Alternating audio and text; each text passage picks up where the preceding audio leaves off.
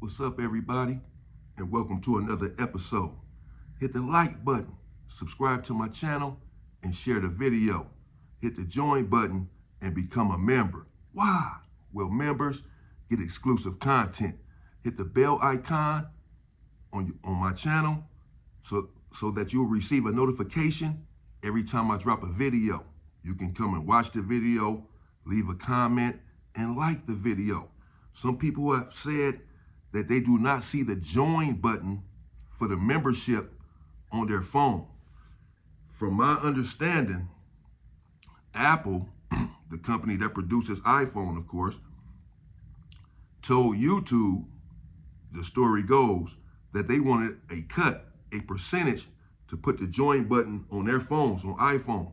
YouTube said no, they're not giving them any money for that, so iPhone doesn't have a join button for the membership. That's how the story goes. That's a story that someone told me. It's all about the money in America, man. And so the Android phone has the join button. You have to go to the computer, or if you have an iPhone, go to your desktop. You have to go to the desktop feature so that essentially the phone then becomes a computer, and then go to YouTube, and you should then see the join button and become a member. Just want to get that out the way. A couple people have asked about that. Let's get into it. I'm going to do this here series on drugs in prison. Somewhat about how they come in, a few situations that I was involved in over drugs, and the violence, a few incidents that happened that stand out over the drug trade in prison. Naturally, I'm going to be careful about how much I divulge, about how we get the drugs in, and etc. Because I don't know who's watching my channel. And I have to be mindful of that and careful as not to throw my comrades that are left behind the walls under the bus. However, the police, for the most part, they know everything. They have what they call a goon squad there in prison, and they are supposedly specially trained, some sort of elite force. They have dogs in prison, that drug sniffing dogs. The goon squad, they hit your cell, they hit my cell plenty of times, bring the dog in there, and supposedly the dog is designed to find drugs. They know about the visiting area, how the drugs come in. They've arrested many COs, men and women, for bringing in drugs. Comrade George Jackson talked about in his book, Soledad Brothers, about how the COs were supplementing their income back in the 60s by bringing in drugs. So this is an age-old thing. And I guess in this episode, I'll talk about the very first time that I got drugs on my own in prison via the visiting area. But again, there are certain ways to get the drugs in the visiting area that I'm not going to get into detail about. I'll tell you how I got it, but I'm going to be careful about that too, because that's the same as saying how everyone else can get it in there. But again, the police know this already. You either hoop the shit or you're swallowing it, man. It's not a big secret, okay? The police, they have cameras out there in the visiting area, and they're watching for this. And if you're hot because you've already been bringing it in, they're really watching you in particular. One time I got caught in the visiting area recently in Centinela with 139 balloons that I was about to swallow. I'll get into that. Now, growing up, I was never a drug dealer. I sold drugs maybe twice in my life because I never really had the patience for drugs. And then when I became conscious, black conscious, I decided I didn't want to sell drugs to my people. I saw the destruction that it caused, and me, myself, I had problems in my own family growing up due to drugs. So I was opposed to it. Even there in prison, I stopped selling heroin and crystal because I saw the damage that it caused and the violence that it caused on the yards. And I didn't want to contribute to that. So I just started selling weed. I stopped selling any hard drugs because black people in prison now and in the county jail, they're doing a lot of crystal too. They're doing crystal. Some of them doing heroin too. Yes, they are. It's crazy. It's an epidemic. They have a drug culture there. Now, you have some people in prison, of course, that don't do any drugs. They don't drink, they don't smoke, cigarettes, weed, or anything. They eat healthy and they exercise, read, and they write. Strong mind, strong body. But you do have a drug culture there, and some people are somewhat strung out. There in Centinela in 1998 was my first time getting drugs in the visiting area. I decided that I would get some because in Avenal in 1994, the OG homie from Grape Street was in there and he was getting some through the visiting area. And I was seeing how he did it. And I saw really the status that it brought him. It doesn't necessarily bring you power in prison because you have a drug sack. Because there are people in prison that have drugs, that have the whole yard sewed up. They got a big old sack. Perhaps they got the police bringing it in or whatever. They got the whole yard sewed up. They got a big sack of drugs. They got all the phones coming in. They making a lot of money. But that doesn't necessarily translate into a lot of respect. Sometimes these dudes are paying off their own homies. They're paying off their cars or whatever because they're not well respected. They're just tolerated because of what they're getting in. So just because you're getting drugs don't mean that you're somebody, and don't mean that people are going to bow down to you or respect you. You just got to be a G and a gangster in order for that to happen. And if you're a G and a gangster and you got the drug sack coming in, well, that's a double whammy. I saw him getting drugs there in Avenal, bringing in weed. And weed or any sort of drug in prison is going to get you everything. That's what I was saying about the dude from Tennessee, that I was going to give him some so that, because people have extra TVs, extra radios. Back then we had CDs and all that. And, you know, you can get CDs, a couple caps of weed. You can get CDs, you can get somebody's TV. They might have an extra TV, radio, soap, deodorant, all the soups that you can eat, etc. You can get all the commissary that you need if you have a sack. And that's how I was trying to look out for old boy. But now, so I saw the OG homie from Grape had a locker full of stuff. He had all this stuff. His homies like sort of looked up to him. And the main thing is that he was making money. When I got to Corcoran in 1995 from Avenal, the same thing was happening there in Corcoran. Really, the neighborhoods had it sold up with the drugs. My boy Pookie from 40s and Slep Rock from 60s, they had a big sack. They used to look out for me, though. I'm going to get into that in one of these episodes. But something ended up happening up there in Corcoran with the neighborhoods with these same guys that I just named. Now, I saw them making a lot of money, getting the drugs in, had the yard sold up. So when I got to Centinela in 1997, it was the same thing with the homies from 7-4. It was two dudes there that were brothers. Their mama was bringing them in drugs in the visiting area, their mother. And they would go out there and get it. And they had the same thing, they had the same status, and they were making a lot of money. So when I got to Centinela in 1998, because I was there in 1997 for a 1-year parole violation, I went back in 1998 for a 1-year parole violation. So when I went back in 1998, is when I decided now I had a girl. I said, well, I actually had her right before I got out in 97. I said, well, I'm gonna see if I can get her to bring me in some so that I can fill up my cell with all the commissary that I need and make some money. So I talked to her about it and I told her, we need to make some money and I need you to bring me in a sack. So I asked the homie Sino that was there. He was a Crip, I forget from what set, one of them little 4-hour sets. He was a cool dude though. He was a Mac rep. I asked him, man, how do I get it in, bro? How do I tell her to wrap it up? How much can she wrap up? How much am I supposed to be trying to get this first time? And should I be trying to practice first on bringing it back, how to do it?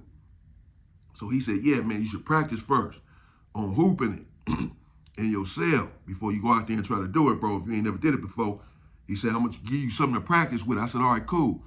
Man, this dude come out like a day or so later with a big ass marker, like this big. You know what I'm saying? It's a marker that you write with, hard as a brick. I said, man, what the hell is this? What? I ain't sticking this up. What the hell I'm supposed to do with this, bro? The weed ain't gonna be hard like this. Why I gotta practice with this shit? I said, no, I'm cool on you, bro. Let me ask somebody else. This dude tripping. He had it taped up, talking about hoop this. And that's how you practice. I said, no, I'm good.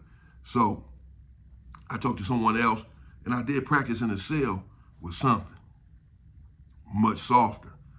But the homie from Atlantic Drive, he worked in the visionary out there in Centinela. Now, he had a little juice, he had a connection with the police. They didn't really know what he was doing, of course. They wasn't in on it. But I mean, of course, they not stupid either. But, since he worked out there, he did not have to get stripped out when he came back from work. So the first couple of times my girl brought it in, I gave it to him to bring back. But he was charging me 1/3. At first he tried to charge me a half. Then he said 1/3. After paying him a 1/3 2 times, I decided it was too much in my sack that I was leaving. Even though I understand that it was worth it because he's taking a chance on bringing it back, but I needed to make my money back. So I said, what he can do, I can do as well. I'm gonna do this shit myself.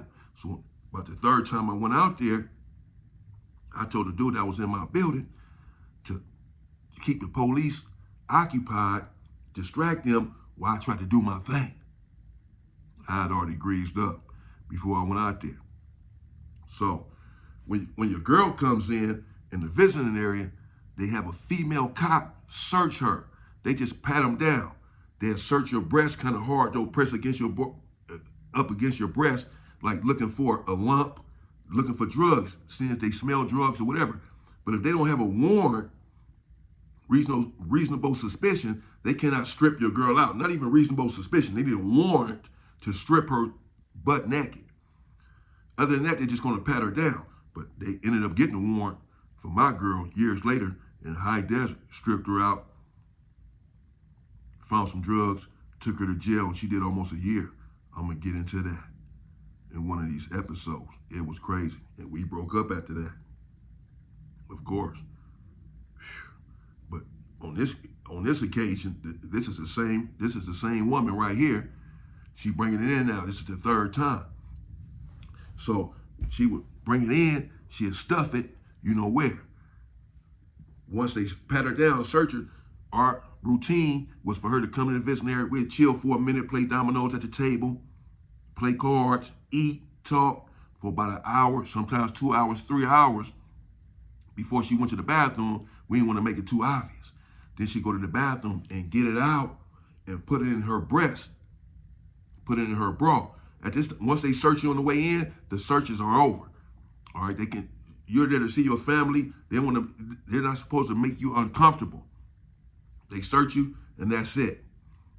So once you get it past the search, you good. As far as making it that far, she go in there, she get it out, she has it right there. So now Centinela, they had a patio, and they have a patio open with benches out there. They had a big cover because it gets burning hot in Centinela. I'm talking about 118, 119, 120 degrees. A humid, dry heat. People are passing out constantly in Centinela State Prison. So they had this cover out there, a canopy covering up the benches, a little shade out there. You go out there in Centinela to the outside visiting area. So me and my girl went out there. I told the guy in my building to go up to the podium and distract the police for me real quick. He said, all right, man, I got you. So when I see him go up there, I'm outside, I'm looking inside, I see him go up there, I tell my girl, I said, man, hand it to me. She looking a little nervous, and to tell you the truth, I'm a little bit nervous. It's my first time doing this. My first time about to hoop it. My first time bringing it back myself right in the visionary with the police and all this. So I'm a little bit nervous, but I'm not too nervous. I got to take care of business. And she's not too nervous either, just a little bit. So she looking around, she looking around a little bit, then she go on her breast, she go on her bra, and she handed it to me. She was strong with it, she handed it to me. And I had to be strong too. I looked around, looked for the police, I had it right here in my hand. I looked around, made sure the coast was clear. I see him up there distracting the police, talking to him. They do have cameras out there. They have cameras in the vision area, multiple cameras. In Centinela, they have them outside, of course, if you're going to be outside. And every vision area has them right there on the inside. 7 or 8 cameras, 4 on each row. They circle. And the police can put the camera right on you and be right there at the podium just watching the camera and watching you on the camera the whole visit. If they own you like that and are suspicious of you, they've done that to me multiple times, and I still got past them. I'll explain how. Now, the cameras are out there, but I'm not worried about the cameras. They're just circling. I'm looking at the camera. They're circling, hoping that it's not fixated on me. Either way, he has the police distracted. So she's strong. She hands it to me. I look. They're distracted. I bust my move. And I get it back. And the homie from Atlanta, he's like, oh, man, you got it back yourself, man. Come on, man. Whoa. We end up hooking up again later when they took my visits, and he started bringing it back for me again at a cheaper price. But at that time, I got it back. And as soon as I got it back, I almost regretted it and decided almost to get out of the drug trade before I really even got my feet wet. Because when I got it back, the Norteños are also there in Centinela. And one of them did something that ended up getting himself in a lot of trouble over the drugs, over my drugs. It was pretty much a mistake on his part. But it cost me, and it ended up costing him. I'm going to have to bring you that in part 2 of the drug trade in prison, how it works, and why you should avoid it, why you should avoid prison altogether. Certainly avoid drugs altogether. And should you find yourself in there, never deal drugs, because the consequences are stark. Not necessarily just from the system and the police, but the population. Everything, the trials and tribulations that you're going to go through are going to be astonishing if you're dealing drugs in there. Because sometimes people are willing to do anything to get their hands on said drugs. So one has to be careful and cautious, and it's just a stressful living because you got them right there in your cell. You always worried about the police running in there, smelling it, the goon squad running in there with the dogs. I used to have to keep my stash spot in other places. I had to pay people to hold the stuff. Oh man, stay away. Is the point. Part 2. Well, in part 2, again, when I got the drugs back, the second time on my own, there in Centinela in 1998 on DR. And I did some business with a Norteño. He was a young dude that did something and he just didn't know any better. And there was a bit of a fallout. I'll bring you that in part 2 of the drug trade inside of state prisons. In the meantime, stay free, people.